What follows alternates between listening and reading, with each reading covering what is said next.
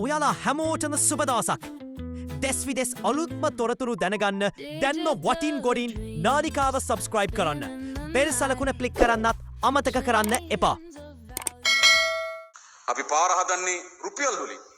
හැබැයි අපිට සිමෙන්ති ගේන්න ඩොලර් යනවා. පාර හදන්න යන්ත්‍ර සූත්‍ර ගේන්න ඩොලර් යනවා.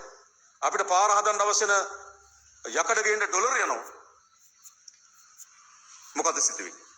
අපි රුපියල් වලින් වියදම් කරාට ඒ වියදම් කරන රුපියල් ඇතුලේ ඩොලර් පංගුවක් තියෙනවා. ඒ නිසා අපි රුපියල් වලින් වියදම් කරන ටික ප්‍රවේශම් වෙන්නත් උන. හැබැයි අපේ අභියෝගය තමයි රුපියල් වලින් වියදම් කරන ගමන් ඒක ඇතුලේ තියෙන ඩොලර් ප්‍රමාණය අපි උපයාගන්නේ කොහොමද? ඒක තමයි අපේ ඊළඟ දිගු කාලේ සැලසුම වෙන්න ඕන. 2025 වසර බැලුවොත් අපේ අපනයන ආදායම තියෙන ඩොලර් බිලියන 17යි. අපේ ආනයන වියදම ඩොලර් බිලියන 21ක් තියෙනවා. නිසා අපේ ආනයන සහ අපනයන අතර ඩොලර් බිලියන 4ක ඍණාගයක් තිබෙනවා.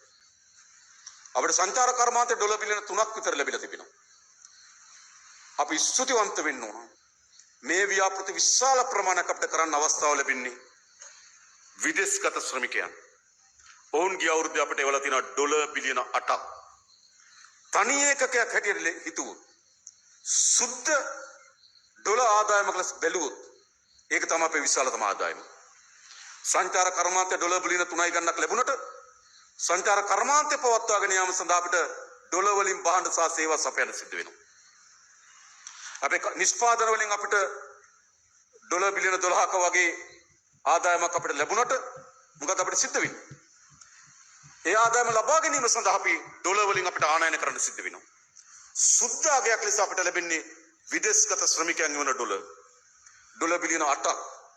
මා හිතන අපිට මේ මුල් අපි ස්තුතිවන්ත වෙන මේ මුල් මාස 4 අපිට ඩොලර් බිලියන 3ක් ලැබිලා තියෙනවා. ඩොලර් බිලියන 3 අවුරුද්දටම 9ක් විතර ලැබෙනවා. ඒකට අපි අපේක්ෂා කරනවා ගිය අවුරුද්දට වඩා වැඩි. ඒක තමයි ප්‍රධානම අගය තිබෙන්නේ. ඒ නිසා අපි හැමදේනම ඩොලර් වල වියදම් කරනකොට කල්පනා කරන්න ඕන. මේ ඩොලර් අපිට එවලා තියෙන මැද පෙරදිග ඉතාමත් අසීරුවෙන් රැකියා කරන අය උපයාගත්තු ඩොලර් මේ. යුරෝප රාජ්‍යවල ඉතාමත් අසීරුවෙන් රෙස්ටුරන්ට් වල අත් කහපාට වෙනකම් පිඟන් හොදලා එකතු කරලා එවන ඩොලර් මේ. එනිසා මම හිතන්නේ අපිට එම ඩොලර් පුච්චන්න අයිතියක් නැහැ.